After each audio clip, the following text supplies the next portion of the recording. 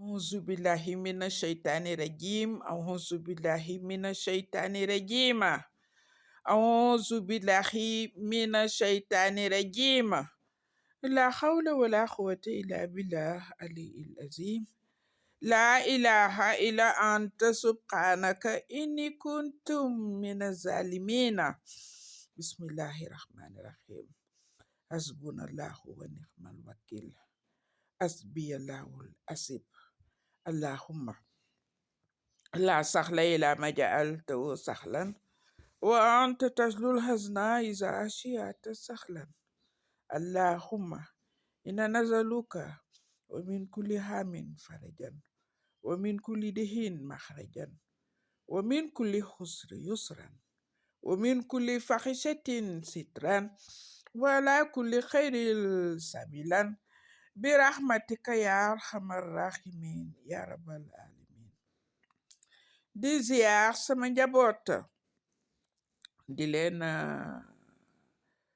yéene jàmm yàlla na jàmm jëkk yàlla na jàmm mujj yàlla na jàmm sax ilaa yawmin badar nee naa leen lu dul jàmm rekk jàmm moo ko gën daw ba Chine dëkk fa te am jàmm moo gën du toog fu la fitna di fekk ndax fitna du mujjeg yow fenn fudul musiba yal nañu yàlla musal ci fitna may ñu dal bu ñu tëddee ñu nelaw te bu ñu nelawee ñu yàndoor ci xel mu dal ci fit bu toog nee naa la bu la bor jiitalee doo nelaw yal nañu yàlla suñu boroom may nelaw boo feebaree doo tala nelaw kon yal nañu yàlla yombalal nelaw bu problème yi baree ci sa boppit doo nelaw yàlla nañu yàlla fànqal problème yi te may ñu jàmm lu dul jàmm rekk jàmm moo ko gën.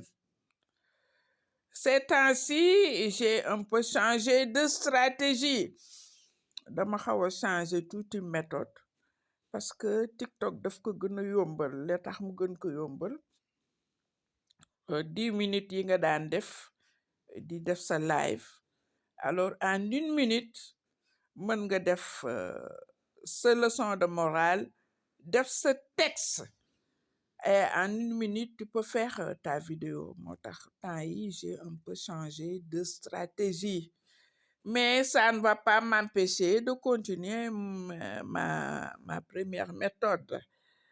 J'ai un peu changé de stratégie parce que avec TikTok texte en 1 minute tu peux transmettre ton message par écrit. C'est la raison pour laquelle à partir de citations et de motivation, alors je transmets mon message, c'est plus rapide et c'est plus fiable. J'ai l'habitude de dire que les paroles s'envolent, mais les écrits restent. Mais quand on allie parole et écriture, alors ça ne peut faire du bien. Di ziar ñi ci hôpitaux yi yal na yàlla may leen wér yal na yàlla saafara leen ñi nga xam ne ñu ngi ci kër yi aussi feebar amuñu doole yal na yàlla may leen wér te may leen lu ñu fajoo maa ngi ziar ñi ci prison yi àdduna noonu la tey mu neex suba mu naqari c'est ça qui fait le charme de la vie. La vie n'est pas rose, elle est parsemée d'embûches et d'obstacles. Tout un chacun de nous va devoir subir ce sort. Alors nga nekk millionnaire nekk milliardaire baa nga yalwaan alors nattu yàlla moom alors kenn mënu ci échapper le destin alors n'échappe à personne. C'est le Tout-Puissant qui choisit qui il veut pour en faire de lui ce qu'il désire.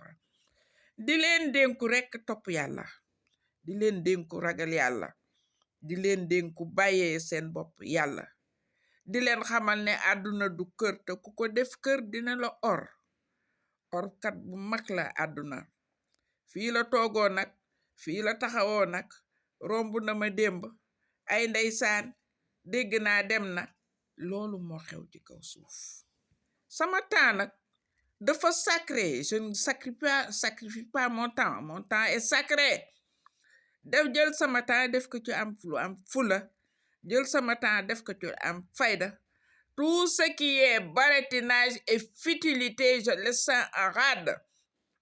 Quand je venais sur Terre, je n'ai pas été accompagné par qui que ce soit.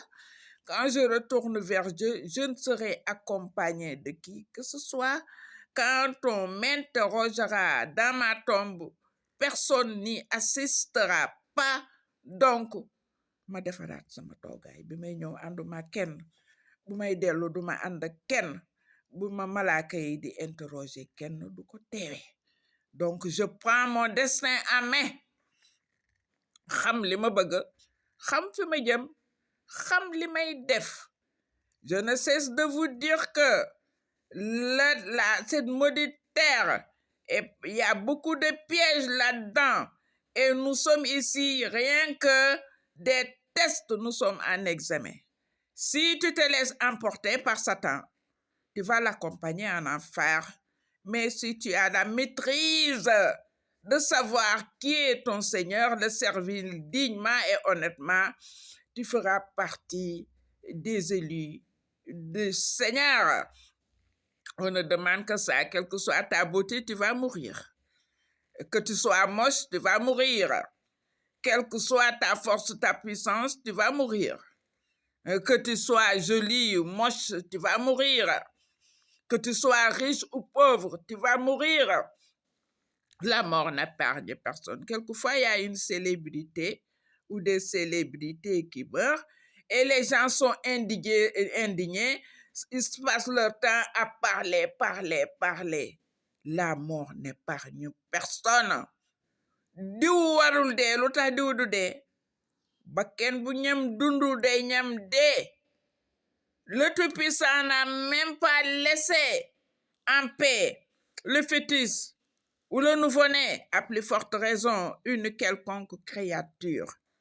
Quand tu venais sur terre, le Tout-Puissant ne l'avait avisé à qui que ce soit, même ta mère, même ton père. Quand tu retournes vers Dieu, il ne va aviser qui que ce soit. Assumez vos responsabilités devant Dieu. Vous avez conclu un pacte avec le Seigneur, il faudra respecter ce pacte.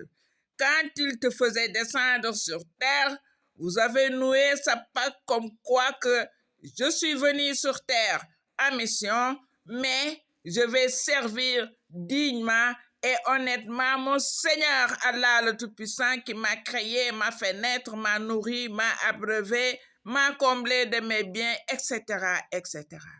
Mais si tu tombes dans ce piège de Satan, ce maudit, ce lapidé, l'ennemi avéré du Très-Haut, mon cher ou ma chère, tu vas finir par l'accompagner en enfer. Ces biens terrestres sont éphémères, sont insignifiants devant Allah le Tout-Puissant. Que tu sois un multimilliardaire, tu vas périr. Que tu sois un mendiant, tu vas périr. Que tu sois belle comme le diamant ou beau comme le diamant, tu vas mourir. Et que tu sois moche, tu vas mourir. Quelle que soit ta beauté, ta situation, ta grandeur, ton état, que tu loges dans un immeuble, dans un gratte-ciel, ou que tu loges dans une hutte, c'est du pareil au même au regard du Tout-Puissant. Dëkk yéeg étage ak dëkk gratte-ciel ak am château yor àdduna ak li ci biiram ne peut pas te rapprocher de Dieu. Ce que Dieu cherche à la créature humaine, si son cœur est pur, ton cœur pur accédera au paradis. Un cœur souillé purgera sa peine en enfer. Méfiez-vous de tomber dans le piège de Satan. Seytaane saay-saay la te ku mu sànk yàqu nga. Dee na ko ñëpp xaar parce que yàlla bi mu lay indi tàgguwul kenn te bu lay delloo du tàggoo kenn. Sa jëf moo lay wétali sa bàmmeel. Àdduna du kër loo fi gis dina jeex te ku ko enu di nga ko enni ndax ku ñëw fi nga koy fekk te ku dem fi nga koy bàyyi te jëf yi la yàlla di seet. A'uuzu billahi mina sheytaani rajiim. yàlla nañu yàlla xiir ci boppam di def lu baax di wax lu baax di jëf lu baax di dige lu baax li ma am solo